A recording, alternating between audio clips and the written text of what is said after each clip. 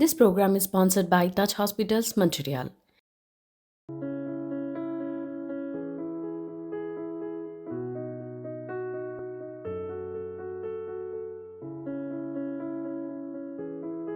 Hi viewers, welcome to insider.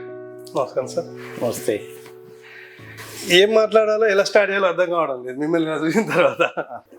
ఎట్లా ఉంది sir అంటే ఇప్పుడు అర్చంటెక్స్ అనే ఒక మెమొరీని మంచిర్యాల నుంచి దూరం చేసినట్లయిందని బాధపడుతున్నాను. స్క్రీన్ టెస్ట్ ఏం జరిగింది అంటే వాస్తవంగా ఎప్పుడైతే కరోనా వచ్చిందో అప్పుడు మా యొక్క బిజినెస్లు అన్నీ కూడా ఎఫెక్ట్ పడ్డాయి.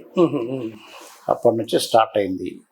ఆ తర్వాత ఏంటంటే 3 బుల్లెట్ షోరూమ్లు అండ్ అమే షోరూమ్ను పెద్దగా చేయడం, అర్చనను రెనోవేషన్ చేయడం, దానివల్ల కొద్దిగా అమౌంట్స్ చాలా ఖర్చు పెట్టడం జరిగింది. ఇక ఆ తర్వాత మనం ఆ ఎక్స్పాన్షన్ చేసినాక ఇవన్నీ చేసినాక కొద్ది కాలమే నడిచినాయి. కరోనాతోటి అది బాగా అన్నీ కూడా ఎఫెక్ట్ పడ్డాయి.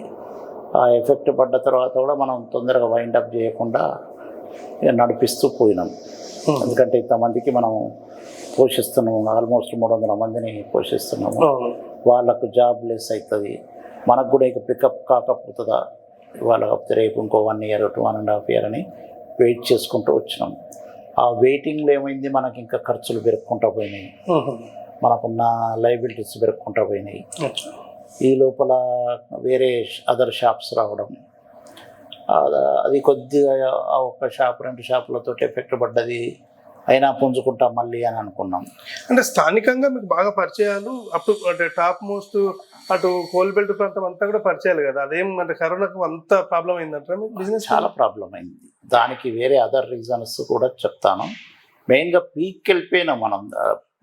అర్చనాటెక్స్ అనే దాంతో ఇప్పుడు నాకు ఎఫెక్ట్ పడలేదు. Archana Tex is very successful and survive కూడా అవుతాం అనుకున్నాం దానితోటి. కానీ వేరే షాప్స్ పెట్టడం వల్ల, వేరే బిజినెస్లు పెట్టడం వల్ల, షోరూమ్స్ వేరే వాళ్ళు షాప్స్ రావడం వల్ల దాంతో ఎఫెక్ట్ పడింది.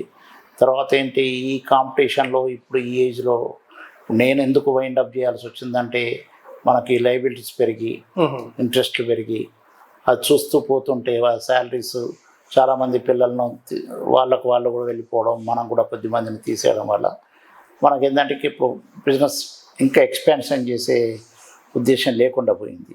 అంటే మీరు కాకుండా అనూప్ ఉన్నారు కదా, మీ పెద్ద అనూప్ కూడా చేయలేకపోయిండు. తనకు జ్యువెలరీ ఉంది, ఆ జ్యువెలరీకే సరిపోయిండు. ఇప్పుడు జ్యువెలరీ కూడా తీసేసినాం. అన్నీ వైండప్ చేసి నేనైతేనో రెస్ట్ తీసుకోవాలని.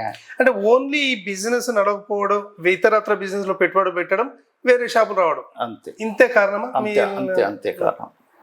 మెయిన్ రీజన్ అదే, ఇంకేం లేదు. అంటే ఇప్పుడు లాస్ వెళ్ళిపోయిన తర్వాత చాలా మంది మాట్లాడుకుంటున్నారు అది వేరే అనుకుని. అది వాళ్ళకి తెలిసి కొంత, తెలియక కొంత బిజినెస్ రైవలరీ ఉంటుంది.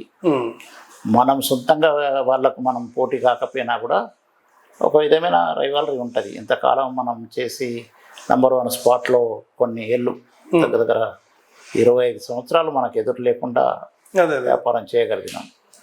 మీరు మంచిర్యాలలో పెట్టేటప్పటికి అసలు ఇట్లాంటి షోరూమ్ ఒకటి మన ప్రాంతంలో వస్తుందా అనే అంత స్థితిలో ఉండే ఒక షోరూమ్ వాతావరణాన్ని స్టార్ట్ చేసిందే మనము. ఆ షోరూమ్ అనే మాటని క్రియేట్ చేసి దానికి తగ్గట్టుగా ఫిక్స్డ్ రేట్లు పెట్టి స్టాఫ్ను ఒక సిస్టమేటిక్ స్టాఫ్ను అపాయింట్ చేసి క్వాలిఫైడ్ పీపుల్ని తీసుకొని అదంతా చేయడం అనేది అర్చనాటెక్స్ ద్వారానే స్టార్ట్ అయింది. అది స్టార్ట్ చేసిన తర్వాత అందరికీ ఇన్స్పిరేషన్ అయింది. అది మనం వేరే ఉద్దేశంతో కాదు, కానీ అంటే మనం కూడా మన షాపులను పెద్దగా చేసుకుంటే నడుస్తాయి అనే ఒక స్పృహను మనం క్రియేట్ చేయగలిగినాం. మిగతా షాప్స్ కూడా ఇప్పుడు ఎలక్ట్రానిక్స్ కానీ, మిగతా షాప్స్ కానీ అన్ని రకాలుగా కూడా పెద్ద షాపులు రావడం అనేది జరిగింది.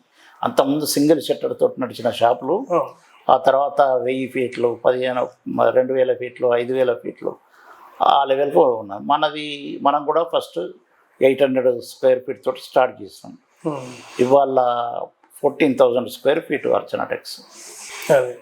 మంచిర్యాలలో అతి పెద్ద సొంత స్థలం కలిగిన షోరూమ్ సార్ ఇది. అంతే. అంత లాస్ అంటే బయట అయిన టాక్ ఏంటంటే ఓ 20 కోట్ల రూపాయలు లాస్ అయిపోయి వెళ్ళిపోయినారు ఇప్పుడు కనబడకుండా అని చెప్పేసి టాక్. మనం ఇచ్చేది నిల్లు, మనం ఇచ్చేది ఇవాళ ₹1 కూడా లేదు. ఫ్యాక్ట్ ఇది. అయితే మనకు వచ్చేది వాళ్ళ చిట్ ఫండ్లో మనకు ఎగ్జాక్ట్లీ 6 కోట్లు రావాలి. అమర్త్య చిట్ ఫండ్స్లో 6 కోట్లు రావాలి మనకు. వచ్చేటి ఉన్నాయి.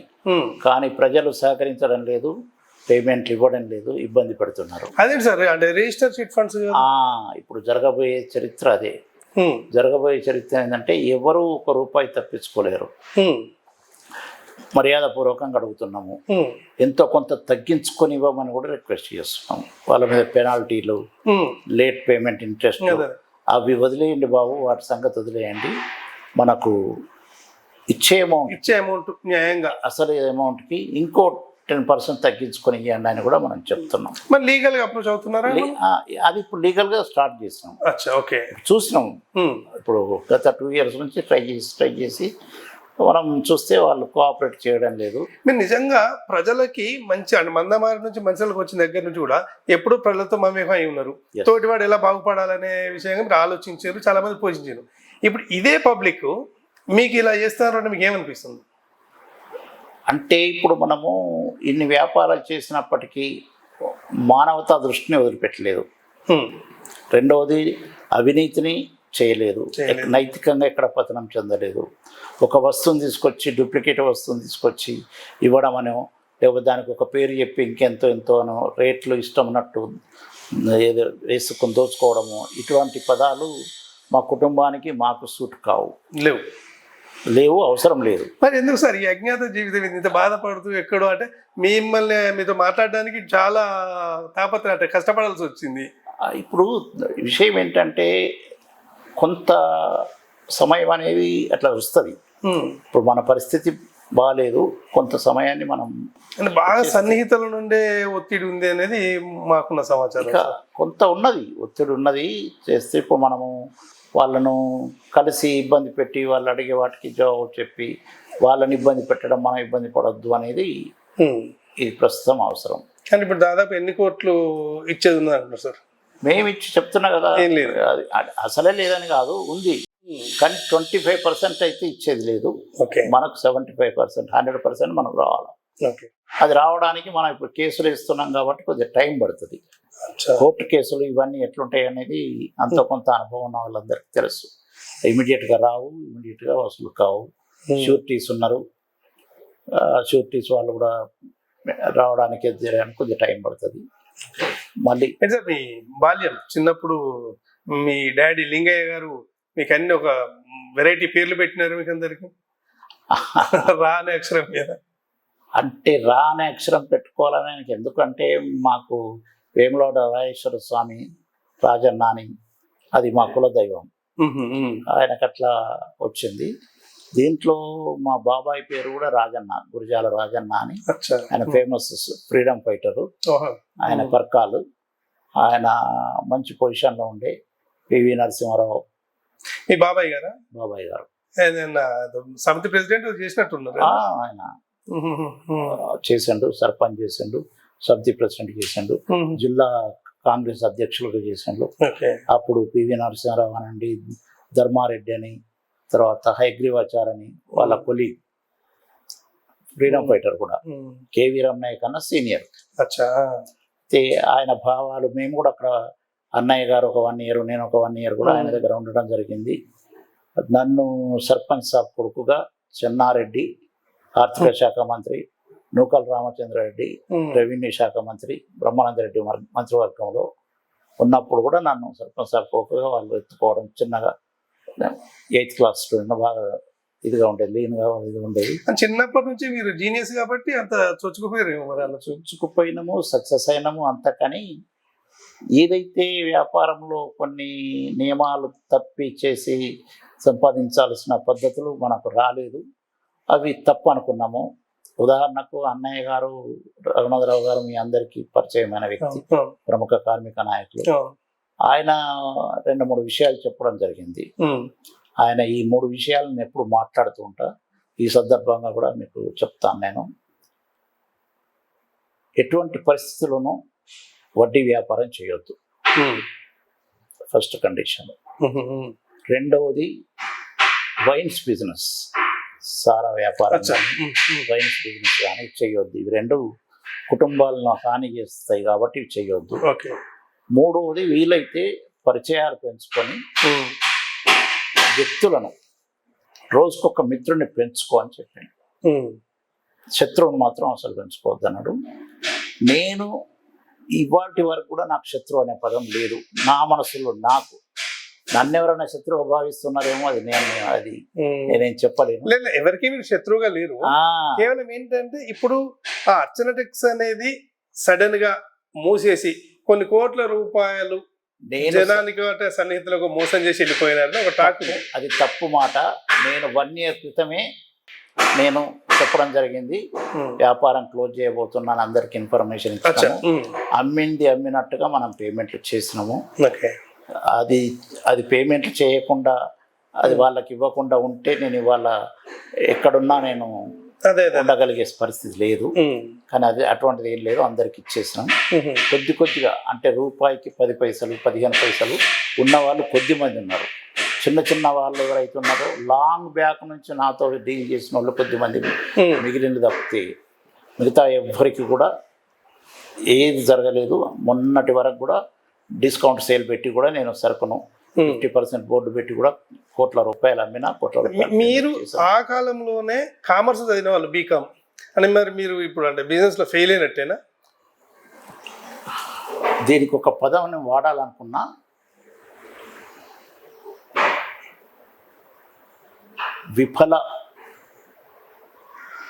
విఫల విజేత. విజేతనే కానీ విఫలమైన. దానికి కారణాలు మాకు కావాలి. కారణాలు అంటే కేవలం ఇప్పుడు ఇతర బిజినెస్ రావడం వల్ల కాకుండా వాటితో పాటు మన స్టాఫ్ కూడా కొద్దిగా మన దగ్గర పనిచేసిన అనుచరులు అండి మిగతా వాళ్ళండి కొద్దిగా అన్యాయం జరిగింది. ఎందుకు మీకు స్టాఫ్ నే మీరు విమానాలలో పంపించి స్టాక్ తెప్పించుకున్నారు అంటే అంత ఫ్రీడమ్ ఇచ్చిండ్రు అని చెప్పి అది కొద్దిగా జరిగింది. దాంట్లో అవినీతి జరిగింది. అది మనం అంతవరకు నమ్మడం జరిగింది. కొద్దిగా స్టాఫ్ అనండి బంధుమిత్రులు అండి కొంత నాకు అన్యాయం జరిగింది. దానివల్ల కూడా ఇది జరిగింది. అంటే మీరు డాక్టర్ ఎంబీబీఎస్ చదవాలనుకునే స్థాయి నుంచి కామర్స్ తీసుకొని అంటే చిన్నప్పటి నుంచి మీకు డిజైర్ ఉండేది? నేను డిజైర్ కాదు, నేనే మోస్ట్ ఇంటెలిజెంట్ స్టూడెంట్ని క్లాస్లో. కానీ జరిగింది. దాన్ని నేను పూర్తిగా వాడి వెంటబడి ప్రతి దాన్ని క్షుణ్ణంగా పరిశీలించి చేయడం అనేది జరగలేదు. నమ్మడం జరిగింది. నమ్మడం అనేది ఇప్పుడు ఇవాళ మోసం జరిగింది. ఇవాళ నాకు జరిగిన మోసం అనండి, నేను జరిగిన అన్యాయం అనండి, ఇది కాస్త వ్యాపారానికి అవసరం పడ్డప్పుడల్లా మనం కొంత నమ్మినప్పుడే మోసం చేస్తారు. తర్వాత కూడా ఇంకొకటి అందరికీ తెలిసిన విషయము, చాలా మందికి కొందరు తెలియకపోవచ్చు, నేను ₹1 ఎవరిని అడగలేదు. నన్ను నమ్మే వాళ్ళు తీసుకొచ్చి ఇచ్చారు. గత 40 సంవత్సరాల నుంచి 30 సంవత్సరాల నుంచి కూడా నాకు డబ్బులు ఇచ్చి ఇంట్రెస్ట్ తీసుకున్న వ్యక్తులు ఉన్నారు. ₹1 ఇంట్రెస్ట్కి 4-5 కోట్లు ఎప్పుడు మెయింటైన్ చేసేవారు రాధాకిషన్ రావు గారండి. ఇంకెక్కువనే. అది చివరి దశలో ఎప్పుడైతే వ్యాపారం తగ్గిందో, లాభాలు తగ్గినాయో అవి పెరుక్కుంటూ పోయినాయి. నేను అసెట్స్ కొన్నాను. అసెట్స్ అన్ని A to Z అసెట్స్ అమ్మాను. షాపు నమ్మాను, ఇల్లు నమ్మాను, ఫర్నిచర్ అమ్మాను. ఇవాళ అసెట్స్ అంటే గుర్తొచ్చింది, అంటే గుర్తు రావడం కాదు కానీ మేమే చాలా బాధపడ్డాం. ఎంతో ఇష్టపడి ఎంతో ప్రేమగా ఒక మంచి ఇల్లు కట్టుకున్నారు మీరు.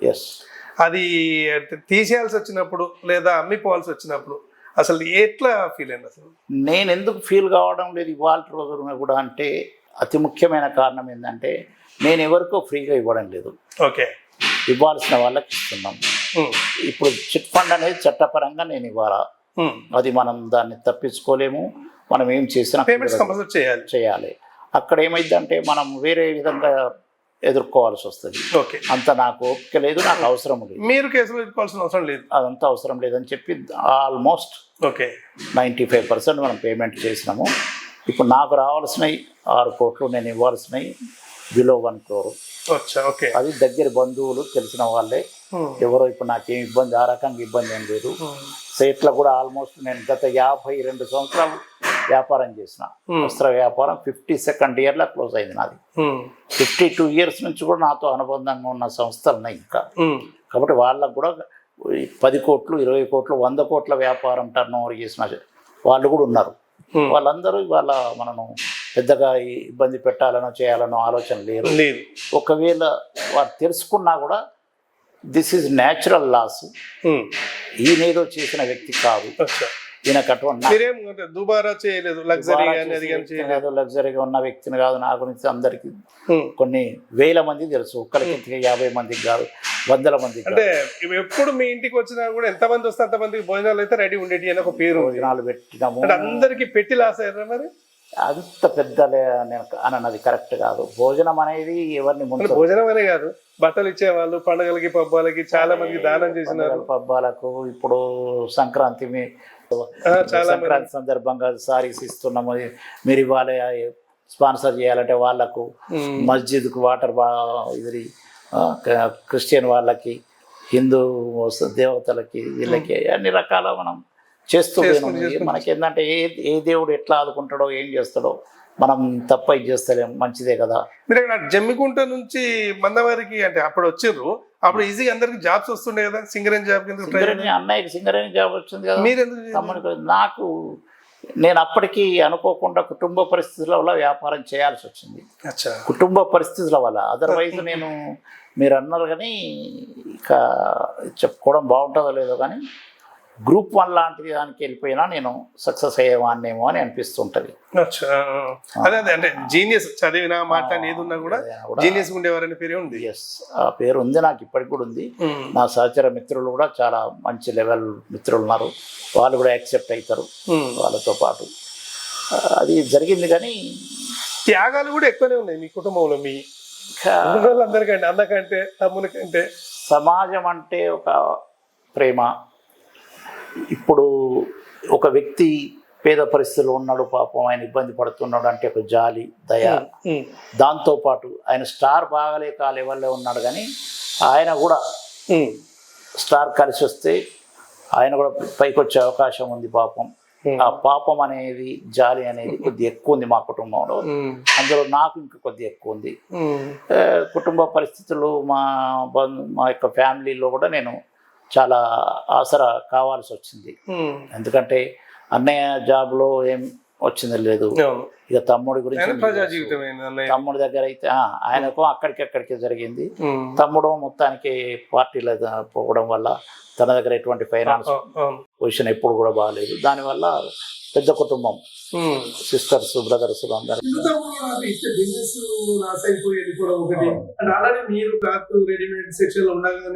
ఆయన షాప్ పెట్టడం, సడన్లీ వెళ్ళిపోవడం, ఆ ఎఫెక్ట్ కొంతకాలం కూడా పడింది నాకు. పడింది కానీ నేను తట్టుకోగలిగిన. మనకు అసెట్స్ ఉన్నాయి కాబట్టి అందరినీ, కొంతమందిని పిలిచి కూడా ఇవ్వడం జరిగింది. ఇంకా ఏదన్నా డౌట్ ఉంటే మీ అమౌంట్ మీరు తీసుకోవాలని ఇవ్వడం జరిగింది. చాలా మంది తీసుకున్నారు, కొద్దిమంది లేదు మీరే బెస్ట్ వాళ్ళకన్నా ఉండని అని. అప్పటి నుంచి ఇప్పటి వరకు కూడా గత 45 సంవత్సరాలు, 50, 30 సంవత్సరాలు, 45 సంవత్సరాల నుంచి కూడా కంటిన్యూ చేస్తున్న వ్యక్తులు కూడా ఉన్నారు. ఇప్పుడు కూడా ఎవరికి మనము ద్రోహం చేయాల్సిన అవసరం లేదు. మీరు అంగడి బజార్లో అంటే హోటల్ అవి నడిపిస్తున్నారు కదా, సరే ఎవరికి మోసం చేయలేదు. హోటల్ అవి నడిపిస్తున్నప్పుడు బట్టల బిజినెస్ లోకి ఎట్లా వచ్చాను అంటే మీరు స్కీమ్స్ వేసేదంట అప్పుడు, వాచీలు, బోళ్ళు అవన్నీ తీసుకొచ్చి. చిన్న విషయం, ఫస్ట్ నేను ఏంటంటే ఇప్పుడు చెప్పగలిగేది ఏంటంటే ఎవరికి మనం అన్యాయం చేయాల్సిన పని లేదు.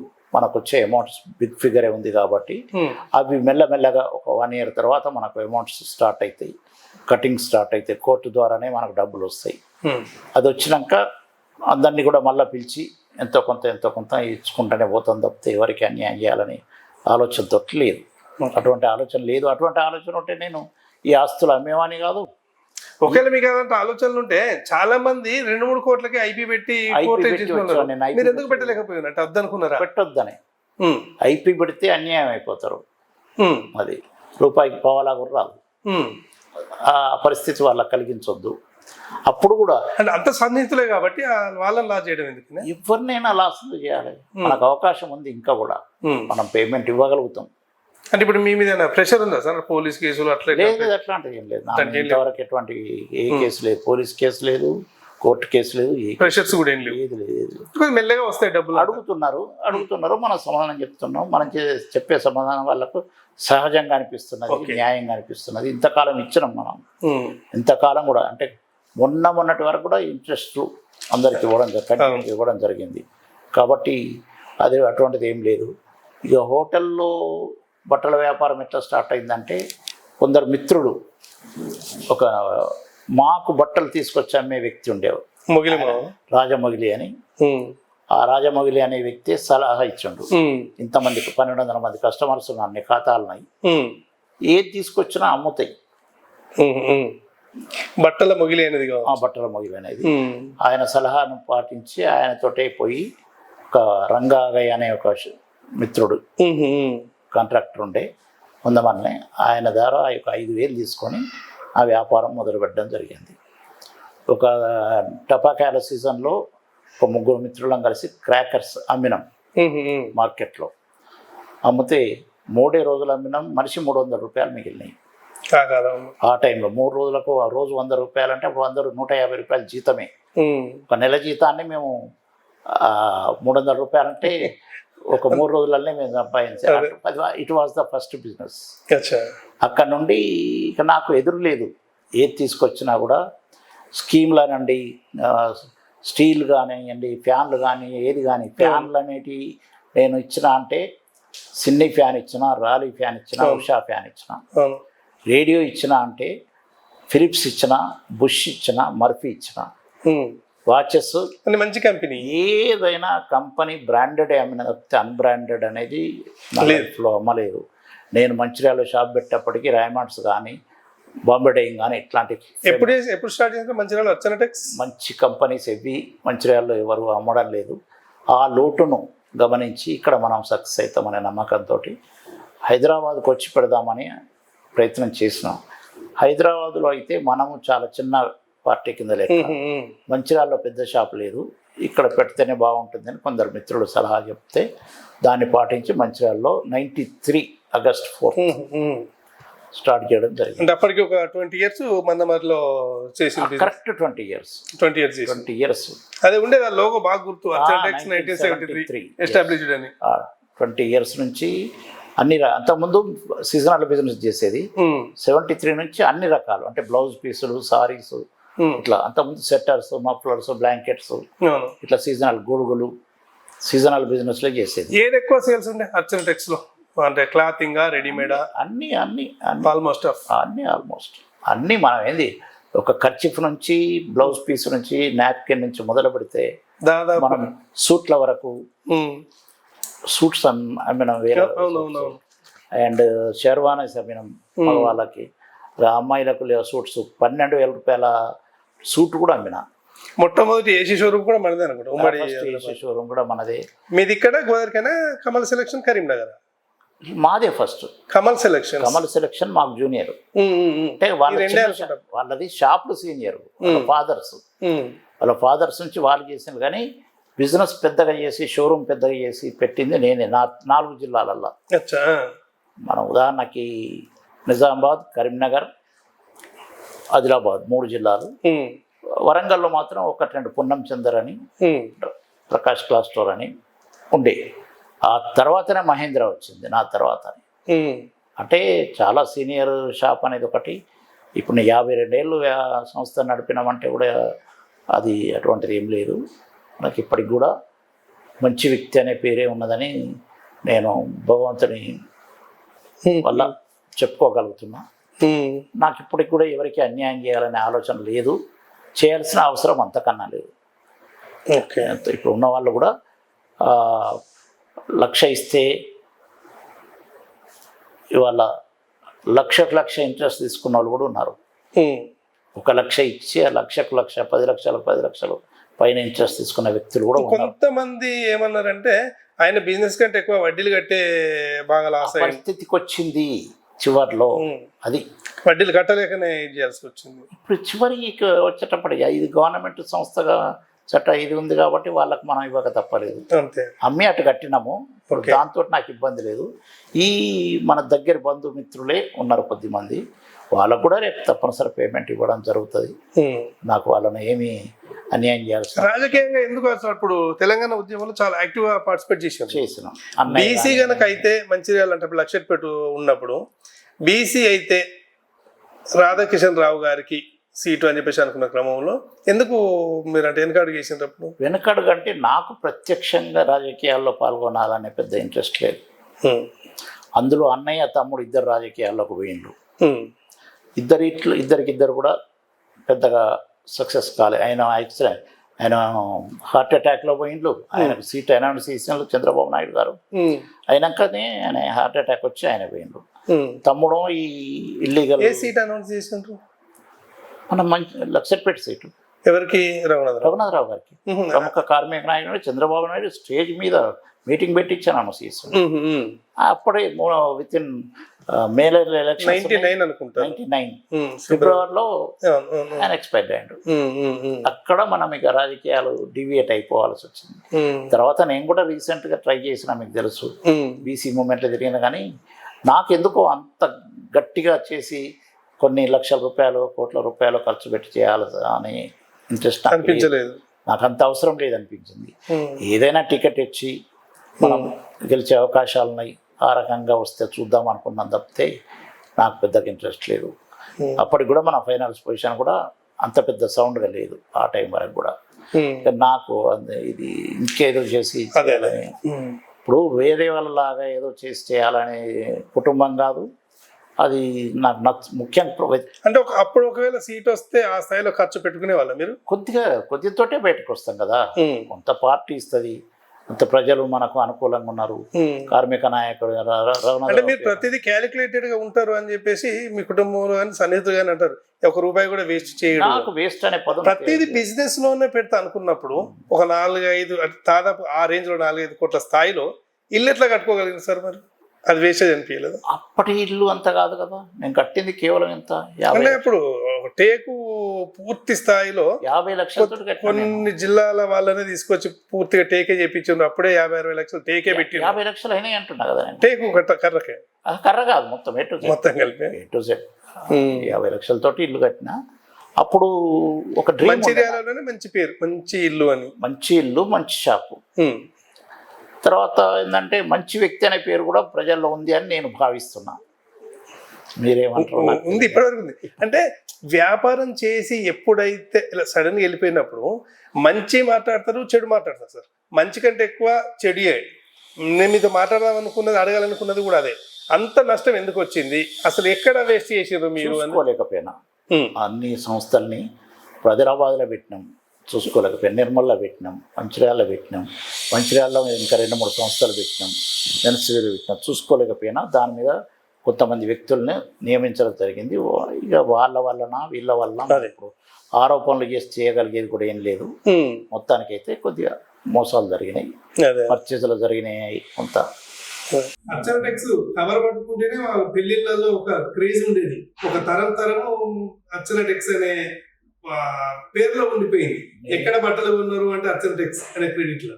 నేను మద్రాసులో నా కవర్ చూసిన పిల్లలు, ఇంజనీరింగ్ పిల్లలు విజయవాడ చైతన్య అని, నలంద అని వీటిలలో జాయిన్ చేసేది అప్పుడు బాగా. అక్కడ చూసిన, ఒంగోలులో చూసిన, నెల్లూరులో చూసిన అర్చన కవర్. అట్లా మద్రాసు అంటే అక్కడ ఉన్న మిగతా కాలేజీలు ఉన్నాయి, చాలా కాలేజెస్లో మన పిల్లలు చదివేది. మన సింగరేణి పీపుల్ ఏంటంటే అప్పుడు మా తరంలో ఎవరు చదవలేకపోయినారు. ఇటు అసలు చదువు అనేది లేదు అప్పుడు. ఫస్ట్ ప్రైవేట్ స్కూల్ కూడా మనదే కదా, సివి రామన్ స్కూల్.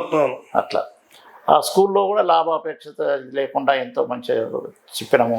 ఇవాళ ఎంతోమంది డాక్టర్లు, ఇంజనీర్లు, ఎన్నో రకాలుగా ఎస్ఐలు, సిఐలు, రెవెన్యూ ఇన్స్పెక్టర్లు, తహసీల్దార్లు, ఆర్డీఓలు అయిన పిల్లల్లాగా అప్పటి నుంచి. మరి మిగిలిన బిజినెస్ అన్ని తీసి ఆ అర్చనటెక్స్ ఎందుకు నడపలేకపోయారు? నడపచ్చు, చేసిన పొరపాటు. మిగతా వాటిని తొందరగా కనుక వైండ్ అప్ చేసి ఒక్క అర్చనటెక్స్ నిలుపుకుంటే ఇవాళ ఈ పరిస్థితి వచ్చేది కాదు. ఇక ఇక బాగుపడతాము ఒక బాగుపడతామా అంటే ఇక పేర్లు చెప్పడం బాగుండదు, కానీ వేరే సంస్థలు వచ్చినాయి కదా. అవును. ఇక ఇక ఇక మళ్ళీ రికవర్ అవుతాము అనుకునే మళ్ళీ ఒక సంస్థ రావడం జరిగింది. దాన్ని తప్పించుకొని చూద్దామని ఇంకొక సంస్థ రావడం జరిగింది. పెద్ద సంస్థలు ఇప్పుడు వచ్చి ఇప్పుడు వాళ్ళకు పోటీగా చేయాలంటే నాకు హ్యాండ్స్ లేవు. ఒక్కడే కొడుకు ఇక్కడ ఉండేది, అమ్మాయి అబ్బాయి యూఎస్లు ఉంటారు. కాబట్టి ఇక నేను నడిపి ఈ వయసులో నాకు ఆల్రెడీ ఇప్పుడు ప్రస్తుతం మీతో మాట్లాడేటప్పుడు 71, 70 సంవత్సరాల్లో ఇది జరిగింది. 70 సంవత్సరాల్లో ఇప్పుడు నేను ఆరోగ్యపరంగా రిస్క్ తీసుకొని చేసి ఇంకా మళ్ళీ ఇంకా ఎటు పోతుందో ఇది అవసరం లేదనిపించింది. మర్యాదగానే మన్నగా ఆస్తులు మొత్తం అమ్మేనా మంచిదే, క్లియర్ చేయాలి అనే తపనతో చేయడం జరిగింది. క్లియర్ కావడం జరిగింది. పెద్దగా చెప్పుకోదగ్గ అమౌంట్స్ బయట మనం ఏమి ఇవ్వాలా, అవి మన కలెక్షన్ వస్తే 25% కలెక్షన్ వచ్చే వరకే వాళ్ళు క్లియర్ అయిపోతారు. ఆ తర్వాత మనకు కూడా ఇంకా మన ఖర్చుల మందము మన ఫ్యూచర్ లైఫ్ మందము వచ్చే అవకాశం ఉంది, కానీ ప్రస్తుతం రావు. అంటే రావాల్సిన సమయానికి రాక ఇప్పుడు ఈ పరిస్థితి. అంతే అంతే ఖచ్చితంగా మీరు అందరికి తోటే ఉన్నాం. ఇప్పుడు ఒకటి మీరు అన్నట్టు అంత మంచి షాపు, అంత పేరు గల షాపు, మీరే అన్నారు ఇంతకుముందు అర్చనటెక్స్ లైన్ కు పోతేనే మాకు బాధ అనిపిస్తుంది. అర్చనటెక్స్ చౌరస్తా అనే పేరు కూడా వచ్చింది. అంత పెద్ద సంస్థను వైండప్ చేసి అంత ఇల్లు నమ్ముకొని ఇవాళ మనం ఈ పరిస్థితిలో ఉన్నాము అంటే దాని అర్థం నిజాయితీ పరంగానే ఉండాలనే ఆలోచనతో నెక్స్ట్ మళ్ళీ బిజినెస్ లోకి వచ్చాల్సిందా? ఇప్పుడు అది అసందర్భం, అప్రస్తుతమైన అంతేనా? ఇప్పుడు ప్రస్తుతం అంటే ప్రస్తుతం ఉన్న లక్ష్యం ఏంటంటే అందరికీ పేమెంట్ చేయడం, క్లియర్ చేయాలి, మనం క్లీన్ గా రావాలి. ఐపీ పెడితే చాలా అన్యాయం జరిగేది చాలా మందికి. అందులో ఏం జరుగుతుంది అంటే ఇప్పుడు నేను కొంతమందికి 100% పేమెంట్ ఇచ్చిన, పేదవాళ్ళ కొన్ని మరీ నిరుపేదలు ఎట్లా కష్టపడి ఇచ్చిన వాళ్ళందరికీ ఇవ్వడం జరిగింది. చిన్న పార్టీలో కూడా అందరికి ఇవ్వడం జరిగింది. అందరికి చెప్పినా కదా 95% వాళ్ళకు ఇవ్వడం జరిగింది. ఏదో 5% ఉన్నారు, వాళ్ళు మనకు బాగా సంవత్సరాల నుంచి టర్న్ ఓవర్ చేసిన వాళ్ళు, బాగా సంవత్సరాల నుంచి మన ఇంట్రెస్ట్లు ఇచ్చిన వాళ్ళు వీళ్ళు ఉన్నారు తప్పితే ఏ పేదవాళ్ళను నేను ఇవాళ ఇబ్బంది పెట్టలేదు. నాకు వాళ్ళ అవసరం లేదు. ఎందుకంటే అది ఒక పదం వాడుతున్నా నేను, వాళ్ళకు అన్యాయం చేస్తే మనకు పాపం జరుగుతుంది. రైట్. ఇప్పుడు నేను కాదు కదా, నా తర్వాత తరాలు ఉన్నాయి కదా, వాళ్ళకు కూడా అన్యాయం జరగద్దు అనే భావనతోటి చేయడం జరిగింది.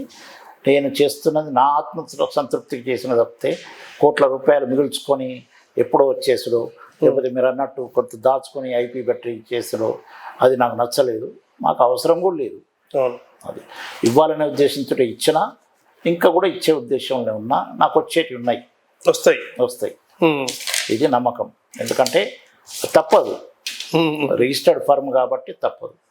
మనము నంబర్ 2 ప్రైవేట్లో ఇచ్చుంటేనో అవి వచ్చేటివి కావు. సరే, అంటే ఇప్పుడు అయిపోయింది, లాస్ అయినరు, నష్టపోయినరు, వాళ్ళు నష్టపోయినరు, బిజినెస్ తీసేసాల్సి వచ్చింది. ఇప్పుడు అంటే మీరు అప్పుడెప్పుడో అంగడి బజార్లో ఉండి అలా సంతోషంగానే ఉంటే బాగుండు అని ఇంత పెద్ద తలకనొప్పి పెట్టుకోకుండా అందరితో బాగుంటే బాగుండు అనిపించింది. ఇప్పుడు అట్లాంటి పరిస్థితి నేను ఆలోచించడం లేదు. నేను ఇవాళ ఎక్కడ అన్యాయం చేయలేదు, ఎక్కడ మోసం చేయలేదు, కాబట్టి నాకు ఆత్మసంతృప్తితోటే ఉన్నాను నేను. నా ఆత్మ నన్ను ఆత్మద్రోహం చేసుకోలేదు. నేను నా ఆత్మ సాటిస్ఫైగా ఉన్నా. నేను చేసిన పని అంతా మంచిగా చేసిన మంచి భావనతో చేసిన. ఇప్పుడు ఒక అడుగు తీసి అడుగేస్తే మనం జారి పడితే అడుగు వేయడం తప్పు అంటే కరెక్ట్ కాదు. జారి పడ్డాం, అక్కడ వాటర్ కనపడలేదు, జారి పడ్డాం, ఏదో దిక్కల అంతే జరిగింది తప్పితే కావాల్సి పని నేను తప్పు ఉద్దేశపూర్వకంగా ఏది చేయలేదు. నేను కరెక్ట్గా పర్ఫెక్ట్ చెప్తున్నా. నాకు మటన్ చికెన్ల మీద ఇష్టం లేదు, నాకు తాగుడు మీద ఇష్టం లేదు, నాకు ఏ క్లబ్బులు తెలియదు, ఎటువంటి ఫ్రెండ్స్ తెలియదు. నా ఇంట్లో ఒక ఫ్రెండ్షిప్లో భోజనాలు చేసిన వాళ్ళ సంఖ్య 10 లేరు, 10 ఉంటుంది. 10 నా ఇంట్లో భోజనం చేసిన మిత్రులతోటి చేసి మిత్రుత్వంలో దాంట్లో టైంపాస్ చేసిన సందర్భాలు లేవు. పొద్దున 9:30, 10కు షాప్కి వస్తే రాత్రి 10, 10:30కి ఇంటికి పోయినా. అంతే తప్పితే బయట ఎక్కడో కూర్చొని వేరే షాపులలో కూర్చొని టైంపాస్ చేయడము, లేకపోతే క్లబ్లో మెంబర్షిప్ తీసుకోవడము, ఇంకేళ్ళతోటో అటువంటి అలవాటు లేవు. నేను 8 కాలేజీలలో నాకు పార్ట్నర్షిప్ ఉండే, వాటిని వైండప్ చేసుకున్నా అందరితోటి. నాకు సమాజంతో మంచి సమాజంలో కలిసిమెలిసి బ్రతికిన, సమాజం వాళ్ళతోటే ఉన్నా, సమాజంలో అందరితోటి మంచి అన్ని కులాలతోటి అన్ని మతాలతోటి కూడా నేను కలిసిమెలిసే ఉన్నా. కానీ ఎక్కడ నాకు మీరు బాగా ప్రదేశాలు టూర్లు వేసేవాళ్ళట కదా, అంటే ఎక్కువ చూడడానిక లేకపోతే తెలుసుకోవాలన్నా బిజినెస్ ఎక్స్పాన్షన్ కా అసలు సమయమే లేదు నాకు. ఇయర్లీ 2 టూర్స్ పోయేది అంతే. సంవత్సరానికి 2 పిలిగ్రిమేజే పోయేది. వేరే చూడ్డాన్ని నా లైఫ్లో పోలే. నా భార్య పిల్లలు, ఎందుకంటే మేము వ్యాపారస్తులం, టైం ఇచ్చేది తక్కువ కుటుంబానికి టైం తక్కువ ఇచ్చేది. హాలిడేస్ ఉన్న టైంలో ఆ టైంలో చూడ్డానికి పోయినాము. అది తప్పితే ఈ ఏజ్ ఆఫ్టర్ 60 years దాటినాక ఇంకో కొద్దిగా పిలిగ్రిమేజే పోయడం జరిగింది తప్పితే నా సొంతంగా నేను చూడ్డానికి ఈ ఏరియాకి ఆ ఏరియాకి పోయింది లేదు. ఇక నేను సింగపూర్ చూసినా, బ్యాంకాక్ చూసినా, ఇంకా ఏ కంట్రీ అయినా, బ్యాంకాక్ ఫ్యామిలీ తోటి పోయిన వ్యక్తిని. ఓకే, దాన్ని బట్టి మీరు అర్థం చేసుకోవాలి ఎటువంటి వ్యక్తిని. అది కూడా ఈ స్పాన్సర్షిప్లే పోయినా. బిజినెస్ మా వ్యాపారస్తులు మొత్తం తీసుకొచ్చిన. దుబాయ్ కూడా పోయినా, అది కూడా వ్యాపారస్తులు తీసుకుపోయింది. అంతేగా నేను సొంతంగా రూపాయి ఖర్చు పెట్టుకోలేదు. నేను పోవాలనుకుంటే ఎన్నో పోయేవాడిని, ఎప్పటి నుంచో పోయేవాడిని. 2001లో నుంచి పోయినా. ఆ తర్వాత అబ్బాయి ఎదిగిండు, అబ్బాయి పోయింది, నేను పోలేదు ఇంకా.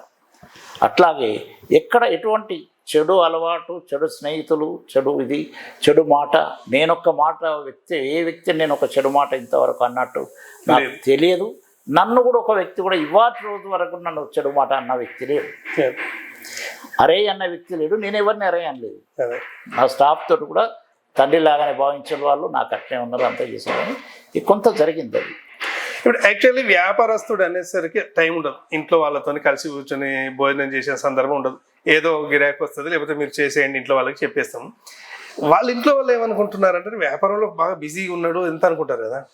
ఇప్పుడు ఇవన్నీ తీసేస్తే ఇంత లాస్ అయిందంటే కనీసం మాకు తినడానికి కూడా టైం ఇవ్వలేదు, వీళ్ళకి ఇంత లాస్ అయిండు అంటే వాళ్ళ ఫీలింగ్ ఏంటి? నాకు ఇప్పుడు నా కుటుంబ సభ్యులతోటి కానీ నా గురించి తెలిసిన వ్యక్తులతో ఎక్కడ నాకు చెడు లేదు ఇప్పుడు కూడా. అంతే. ముఖ్యంగా ఇదంతటికీ ఇవాల్టి వరకు మీరు ఇప్పుడు అడిగిన ప్రశ్నకు అతి ముఖ్యమైన ప్రశ్న ఇది. నా జీవితంలో అతి ముఖ్యమైన ప్రశ్న ఏంటంటే, నా జీవిత సహచరి నా భార్య ఇవాల్టి వరకు కూడా నేను తప్పు చేసిన భావన లేదు ఆమె. ఎందుకంటే నేనేం చేసినా అనేది ఆమెకు తెలుసు, ఏం అలవాట్లు ఉన్నాయి. మాకు కూడా టైం ఇవ్వకుండా బిజినెస్ అని అదే పని మీద ఉన్నావు కదా, ఇంత లాస్ అయినవేంది, మమ్మల్ని ఇంత అంటే కుటుంబానికి ఇంత ఇది చేసినవేంది అని ఎప్పుడు అనలేదంట. ఎందుకంటారు, వాళ్ళకి తెలుసు కదా. నాన్న ఎక్కడ తప్పు చేయలేదు, మా బావ ఎక్కడ తప్పు చేయలేదు, మా అన్న ఎక్కడ తప్పు చేయలేదు. బంధుమిత్రులకు మా తమ్ముడు అంటే లేని ఒక్కరికి తమ్ముడిని, మా అన్నయ్య, మిగతా అందరు చిన్నోళ్ళే. అందరికీ వాళ్ళ కుటుంబాలకు ప్రతి దాంట్లో నా యొక్క తోడ్పాటు ఉంది, నా ఆర్థికపరమైన సహాయం ఉన్నది, సహకారం ఉంది. మా చెల్లెళ్ళ పెళ్ళిళ్ళు చేసిన వాళ్ళకు నిన్నటి వరకు కూడా ఆ కుటుంబాలకు నేను ఎందుకంటే ఎక్కువ మాట్లాడినట్టు ఉంటుంది, వాళ్ళు బాగుండదు. నా వంతు సహాయ సహకారాలు వాళ్ళు పొందేండ్లు వాళ్ళందరికీ తెలుసు. అంటే చెల్లెళ్ళు పెళ్ళిళ్ళు అంటే వచ్చింది, తమ్ముడు రవిసార్ చేయాల్సింది కూడా ఒక పెళ్లి మీరే చేసిండ్రు. తప్పలేదు కదా, రవిసార్ దగ్గర లేదు కదా. రవిసార్ లేడు, అప్పుడే వచ్చిండు, ఏం లేదు, 0, నేనేం చేయలేను అన్నాడు. తప్పనిసరి అన్నయ్య అన్నాడు, నా పిల్లలు ఎదిగిండ్రు, నేను చేయలేనని ఆయన అన్నాడు. తప్పలేదు. అదే చిన్న చెల్లెకు నిన్నటి వరకు కూడా కొడుకు బిడ్డలకు వాళ్ళకు పుట్టిన పిల్లలకు కూడా మేనమామగా చేయాల్సింది అంతే, ఏదో కొంత చేసిన. అది గర్వంగా చెప్పుకునే మాట కాదు ఇది. ఇదంతా మీరు అడుగుతుండ్రు కాబట్టి ఇక్కడ అది నా బాధ్యత. అది కార్యక్రమం పేరే ఇన్సైడర్ సార్, ఓపెన్ అవ్వాలి అంటే నా బాధ్యతగా చేసిన, నేను గొప్పగా చేయలేదు. అది ఎవరో ఒకరైతే చేయాలో, ఎవరు చేయాలి? అన్నయ్య లేడు, అయినా మా అన్నయ్య కొడుకు వాడి వంతు సహాయ సహకారం కూడా చేయడం జరిగింది. తప్పు మాట్లాడొద్దు ఇవాళ. ఈ తమ్ముడు కూడా ఏం చేయలేడు, అప్పుడు చేయలేడు, ఇప్పుడు చేయలేడు. ఆయన వానికి భార్య పిల్లలను చూసుకోవడానికి వాళ్ళ దగ్గర లేదు. కాబట్టి నేను ఒక్కనే ఇదిగా ఉన్నా కాబట్టి నేను చేయాల్సి వచ్చింది, చేసిన. నా బాధ్యతగానే చేసిన తప్పితే నేను గొప్పగా చేసినా ఏదో చేసినా అనే భావనతో నేను చేయలేదు. ఇప్పుడు మేమంతా బాధపడుతున్నాం కానీ అర్చనటెక్స్ పోయిందని అసలు మీరు పెద్దగా బాధపడుతున్నట్లేదు, అంటే నేను అందరికి న్యాయం చేస్తున్నా కాబట్టి బాధపడట్లేదని అనుకుంటున్నాను. నా ఆత్మ అంగీకరిస్తున్నది, నేను ద్రోహం చేయలేదు, అన్యాయం చేయలేదు, నేను న్యాయంగానే ఉన్నా. ఇప్పుడు కూడా ఇంకా న్యాయంగానే నా జీవితాన్ని ముగించాలనుకుంటున్నా. అన్యాయం చేసిపోయిండు అనే పేరు రావద్దనే భావనతోటే బ్రతుకుతున్నాం. లేకపోతే మీరు అన్నట్టు ఇంత మూట పట్టుకొని పోయినా ఇంత బాధ ఉండేది. చాలా మంది పేరు మంచిర్యాలలో చాలా మంది పేరు, అది సహజం. అది వ్యాపారంలో లాస్ కావడం అనేది కూడా సహజము. కొంతమందికి, అందరికి కాదు. అది రకరకాల కారణాలతో లాస్ అవుతారు. నేను ఈ రకంగా లాస్ అయినా దానికి ఏం చేస్తారు, అమౌంట్స్ వెనకేసుకుంటారు, పోతారు, చేస్తారు. ఐపీ పెడితే ఏంటంటే చాలా మందికి నష్టం జరిగేది. అవును, ఇవాళ ఎందుకంటే అక్కడ 1000కి 25 రూపాయలు ఇవ్వమంటాడు, 1000కి 15 రూపాయలు ఇవ్వమంటాడు, లక్షోనికి ఇప్పుడు 15 లక్షలోనికి 15% అంటే లక్ష ఇవ్వమంటాడు. కానీ ఇక్కడ 1000కి కూడా 15 రూపాయలు ఇవ్వమంటాడు. అంతే, వచ్చేది అంతే వస్తాయి కదా, చూపించిన అంతే చూపెట్టాలి. కాబట్టి నాకు వాళ్ళు అన్యాయం కావద్దు.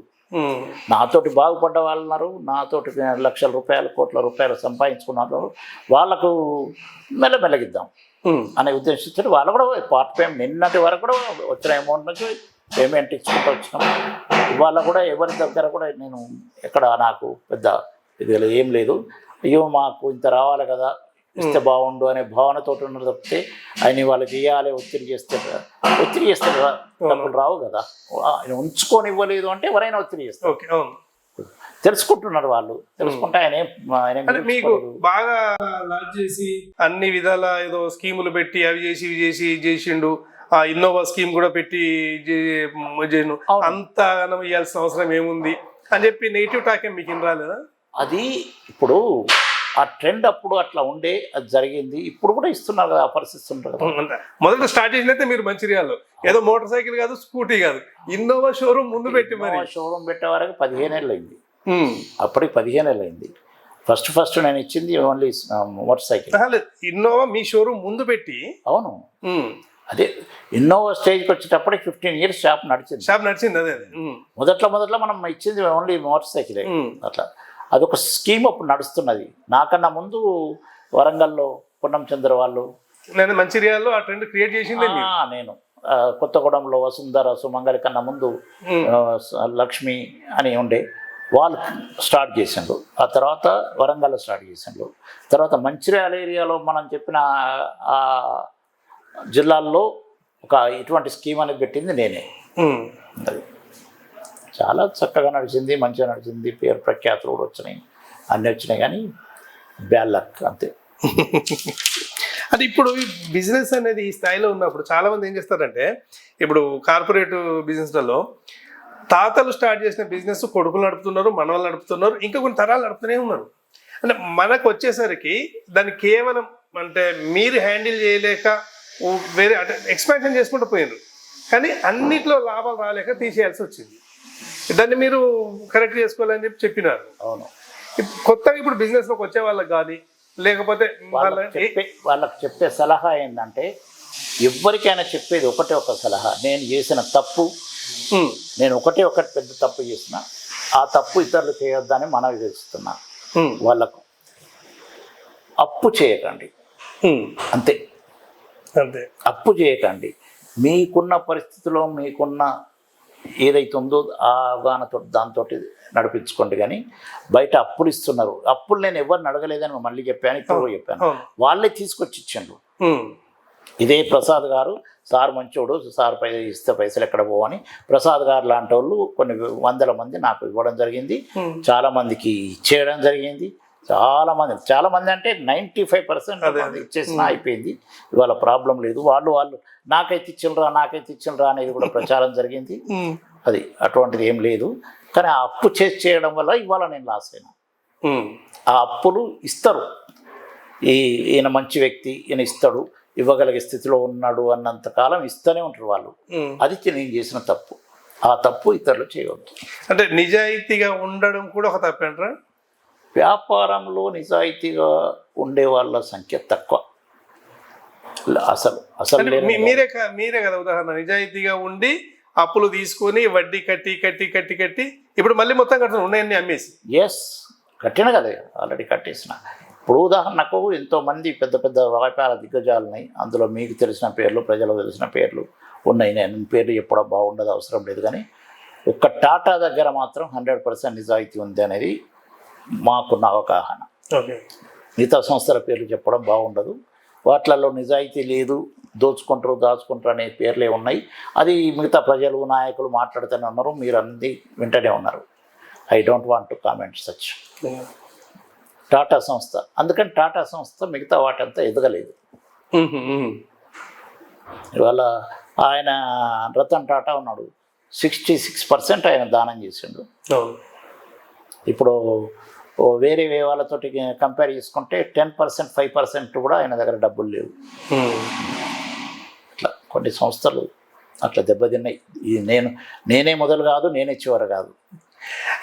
మంచిర్యాలకు వచ్చేసరికి సార్, ఇప్పుడు ఏ ప్రాంతంలోనైనా కూడా కార్పొరేట్ బిజినెస్ అనేది పెరిగిపోయింది.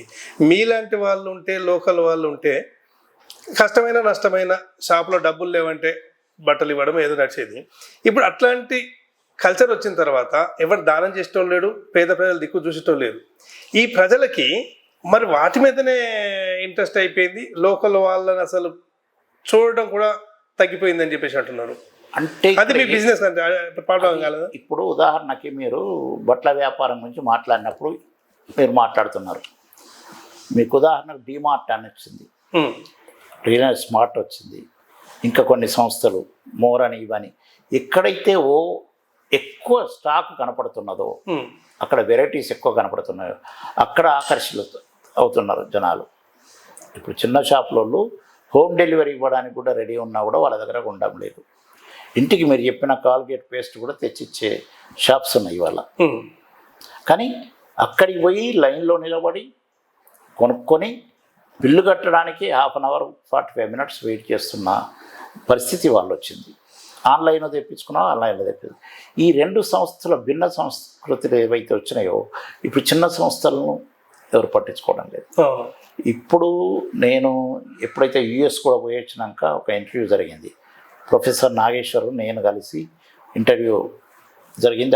అప్పుడే చెప్పిన నేను 1914 or 13 మా అమ్మాయి ఎక్కడ ఉంటారు కాబట్టి పోయి వచ్చినాకనే మీటింగ్ జరిగితే అప్పుడు స్టార్ట్ అయినాయి వాల్మార్ట్ గురించి, వాటి గురించి అప్పుడే చెప్పడం జరిగింది. రాబోయే రోజుల్లో యజమానులు గుమస్తాలు అవుతారు అని చెప్పిన. అది ఇప్పుడు జరిగింది ఇప్పటికీ ఇంకా జరుగుతున్నది. చిన్న షాప్లో నడపలేడు వాడు వేరే వ్యాపారం చేయలేడు. బట్టల వ్యాపారం మళ్ళీ బట్టల వ్యాపారాన్ని సెలెక్ట్ చేసుకుంటాడు. బంగారం షాపు పెట్టినాడు, బంగారం షాపులకి మళ్ళీ గుమస్తాగా పోతాడు. రాయల్ ఎన్ఫీల్డ్కే పోతాడు. రాయల్ ఎన్ఫీల్డ్ నడపలేక క్లోజ్ చేసుకుంటాడు. ఇంకో మోటార్ ఫీల్డ్లో పోయి ఎక్కడికి పోయి నాకు ఇంత ఎక్స్పీరియన్స్ ఉందని అక్కడ పోయి గుమస్తాగా పనిచేస్తాడు. ఇది ప్రస్తుతం జరుగుతున్న చరిత్ర. రాబోయే రోజులు ఇంకా ఇప్పుడు ఏఏ అని వచ్చినది నేను మాట్లాడానంటే ఇక అది ఆ సబ్జెక్ట్ వేరే. మన ప్రాంతము మన షాపు అని చెప్పేసి మనం ప్రజలను ఎడ్యుకేట్ చేయలేము. అంటే ఇప్పుడు అవకాశం మన దగ్గర మళ్ళీ ఏమన్నా కొంత అమౌంట్ చేతిలో ఉంటే మనం క్యాష్ పట్టుకొని పెడితే మనల్ని ఇప్పుడు కూడా నమ్మే వాళ్ళ మళ్ళీ సరుకు ఇవ్వడానికి కూడా రెడీ ఉన్న వ్యక్తులు 100 మంది ఉన్నారు, 1-2 కాదు. కానీ ప్రస్తుత పరిస్థితుల్లో మన ఓన్ షాపు, మన ఓన్ ఫర్నిచర్, ఓన్ షాప్. మన బట్టల షాప్ కంటే ఫర్నిచర్ కావాలి, పెద్ద అడ్డ కావాలా, గుమస్తాలు ఎక్కువ కావాలా. మిగతా షాప్లో కట్టలేదు. మీరు మల్బార్ లాంటి షాపు, ఇంకా మీకు తెలిసిన పేరు కాబట్టి చెప్తున్నా, అట్లాంటి బంగారం షాప్లో 30 మంది, 40 మంది, 20 మంది తోటి ఆ సంస్థలు నడుస్తాయి. కోట్ల రూపాయలు, 100 కోట్ల రూపాయలు టర్న్ ఓవర్ చేయగలుగుతారు. బట్టల వ్యాపారానికి వచ్చేటప్పటికి 1 కోటి రూపాయలు టర్న్ ఓవర్ చేయాలంటే 20 మంది కావాలి. 1 కోటి రూపాయల టర్న్ ఓవర్ తోటి మనం పెద్ద షాప్ పెట్టలేము. అలాగా ఇవాళ కొన్ని పెద్ద షాపుల పేర్లు వద్దని ఆయన అనుకుంటున్నాను కాబట్టి చెప్పడం లేదు. మీరు చూస్తున్నారు 200 మంది, 300 మంది స్టాఫ్. దానికి 6 లక్షలు, 8 లక్షలు కిరాయిలు. అవన్నీ ఎట్లా వర్కౌట్ కావాలి? అన్ని కోట్లు అమ్మాలి. 30 కోట్లు, 40 కోట్లు అమ్ముతేనే ఆ షాపులు నడుస్తాయి. 30-40 కోట్లు అమ్మాలంటే మనం కనీసం 10-15 కోట్ల రూపాయల స్టాక్ పెట్టాలి. 100 రూపాయల నుంచి కూడా సరుకు ఉంటుంది కాబట్టి కంపల్సరీ ఎక్కువ స్టాక్ కావాలి. గోల్డ్ షాపులలో వెరైటీస్ ఎక్కువ కావాలి. వాళ్ళ కస్టమర్కి వెరైటీస్ ఎక్కువ కావాలి. అది 1 కోటి రూపాయల నా పదం వినేసరికి ఒకటి గుర్తుకొచ్చింది నాకు. అర్చంటెక్స్ ఒకరోజు 1 కోటి రూపాయల గ్రాస్ సేల్స్. అది వట్టి మాట. అది ఇంపాసిబుల్. ఇప్పటి వరకు మన మంచిర్యాల ఏరియా ఇక్కడ ఏ జిల్లా పాత జిల్లాల ఆదిలాబాద్ జిల్లా మొత్తంలో కూడా ఒక 20 లక్షలు అమ్మిన షాపు లేదు మొన్నటి వరకు. అంతే. ఇప్పుడు అమ్మితే ఒక్క చెన్నై పేర్లు వద్దంటే మీరు పేరు చెప్పాల్సి వస్తుంది. చెన్నై షాపింగ్ మాల్, సిఎంఆర్ అమ్మగలిగిన ఇళ్ళు కావచ్చు, అంతేగాని మిగతా వాళ్ళు 20 లక్షలు అమ్మడం అనేది ఇంపాసిబుల్. ఓకే. ఎందుకంటే మీరు అన్నట్టు 100 రూపాయలు 200 రూపాయలు ఉంటుంది, కానీ బంగారం లాగా కొంటే 5,000 10,000 లక్ష కాదు కదా. అవును. అది అంత ఈజీ కాదు. అది అనుకుంటారు, ప్రచారం చేసుకుంటారు, అంతే తప్పితే జరిగే పని కాదు. ₹1,00,00,000 అమ్మగలిగిన బట్టల షాపు మొత్తం ఆంధ్ర తెలంగాణలో లేదంట నేను, అంతే. ఏ షాపు కూడా. మీరు అంటే యాక్చువల్గా సార్ వెనుకబడిన తర్వాత ఒక బీసీ బిడ్డగా, కోల్బెల్ట్ జమ్మికుంట తర్వాత ఈ ప్రాంత బిడ్డగా ఇంత సక్సెస్ అయిన మీరు ఇప్పుడు ఈ చెన్నై షాపింగ్ మాల్ కావచ్చు, ఇంకోటి వస్తున్నప్పుడు దాని ఓనర్ ఎవరో ఎక్కడ ఉంటారో తెలియదు, డీమార్ట్, వాల్మార్ట్, ఇంకో దానికి సంబంధించి ప్రజలంతా స్థానిక బిజినెస్ దారులని నమ్మండి, వాళ్ళకి సాయం చేయండి, మీకు అందరికి అందుబాటు, ఈ టైప్ ఏమన్నా ఈ ప్రచారం కూడా చేయడం జరిగింది. నేను నా మిత్రులు కొంచెం ఛాంబర్ ఆఫ్ కామర్స్గా పెట్టి దాంట్లో కూడా చేయడం జరిగింది. ప్రజలకు అది అవసరం లేదు. ప్రజలకు ఏది ఒక వ్యక్తి యొక్క జీవితం గురించి, వ్యక్తి గురించి ఆలోచించి ఆయనకు సహాయం చేద్దామనే ఆలోచన దాదాపు నిల్. అంతే. తన స్వార్థము, తనకి ఎక్కడ బాగుంది, ఏది బాగుంది అని ఆలోచిస్తున్నాడు. కంపారిజనే చేయడం లేదు. అంతేనా? ఇప్పుడు 100 రూపాయలు పెట్టి ఒక కార్పొరేట్ షాప్లో కొంటున్నాడు, 10,000 పెట్టుకుంటున్నాడు, 9,000కి ఇస్తానన్నా మన ఈ వేరే షాప్ వచ్చి కొనేవాళ్ళు. అంటే సార్ ప్రజల్లో వచ్చిన ఆలోచన ఏంటంటే ఇప్పుడు వ్యవస్థ కార్పొరేట్ వ్యవస్థ. అంటే మీరు అనే మాటకి ఉదాహరణకి ఏంటంటే, నాకు 18,000 రూపాయల శాలరీ తెలుసు వీక్లీ సింగరేణిలో. ఆ వ్యక్తి వాళ్ళ ₹1,00,000 పైన డ్రా చేస్తున్నాడు. అదే ప్రొఫెషన్. కోల్ ఫిల్లర్ అనండి, కోల్ కట్టర్ అనండి, ఇంకేదనండి, ఏదైనా ఎవరో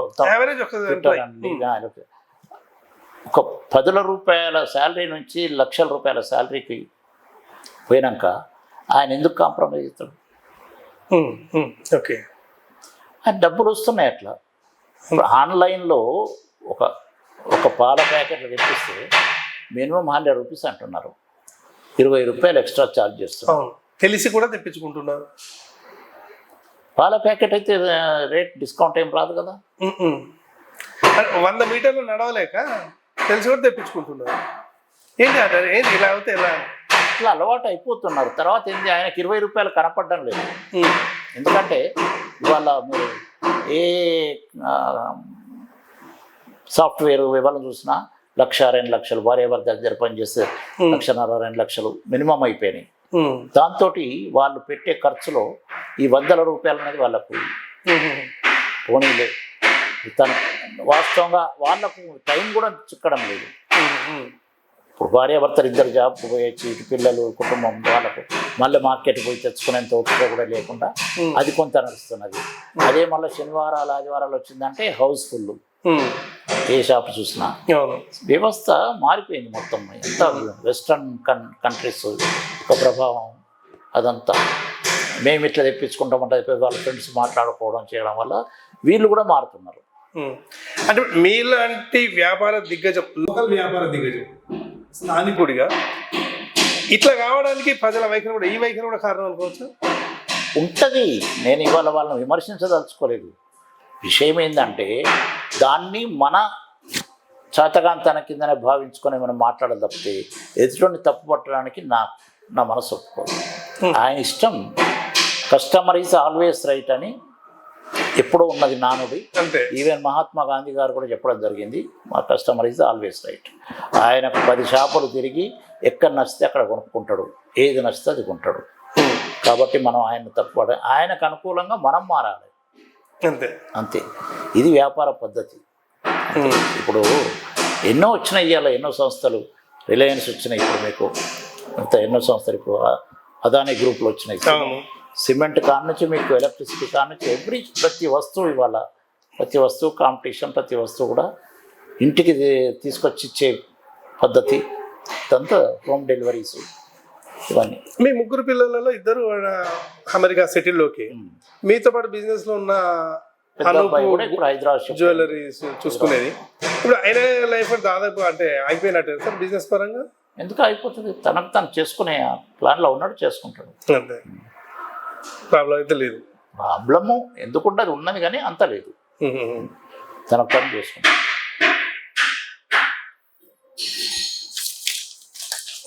మొత్తానికైతే ప్రజలకైతే అష్యూరెన్స్ ఇస్తున్నారు నేను ఎవరి వల్ల ఇది కాలేదు, అది అవుట్ ఆఫ్ క్వశ్చన్. అంతే. మీరు లాస్ అయిందో అనే దానికి ఏ కారణం కాదు, మీరు అప్డేట్ కాకపోవడమో లేకపోతే బిజినెస్ ఎక్స్పాన్షన్ లో నా చూసుకోకపోవడం. పర్సనల్గా నేను లాస్ అయినా, పర్సనల్గా నేను కానీ ఎవరిని ఇబ్బంది పెట్టలేదు. ఒకవేళ ఇవాళ ఏమన్నా కొద్ది మంది మిగిలిన వాళ్ళని కూడా ఇబ్బంది పెట్టాలనే మనసుతో లేను, ఇబ్బంది పెట్టాల్సిన అవసరం లేదు, సమయం పడుతుంది. Okay sir, thank you very much. ఎందుకంటే ఒక పదం ఉంది, ప్రతిదానికి ఒక పదాన్ని నేను నమ్ముతా. ఫస్ట్ భగవంతుని నమ్ముతా, ఆ తర్వాత టైం డిసైడ్ చేస్తుంది. ఇప్పుడు ఎంతోమంది లాస్ అయ్యి కూడా రోడ్డు మీదకి వచ్చి కూడా మళ్ళా బాగుపడ్డ వ్యక్తులు కూడా కొంతమంది ఉన్నారు. అటువంటి ఆశాజీవిని నేను. ఆ రోజులు వస్తాయని నమ్ముతున్నా, రావాలని భగవంతుని ప్రార్థిస్తున్నా. మీకు మళ్ళీ ఆ రోజులు అంటే మీరు నమ్మిన బిజినెస్ పరంగా, మీరు నమ్మిన సిద్ధాంత పరంగా ఆ రోజులు మళ్ళీ రావాలని మేము కూడా ఆకాంక్షిస్తున్నాం sir. Thank you very much. Thank you very much. Thank you.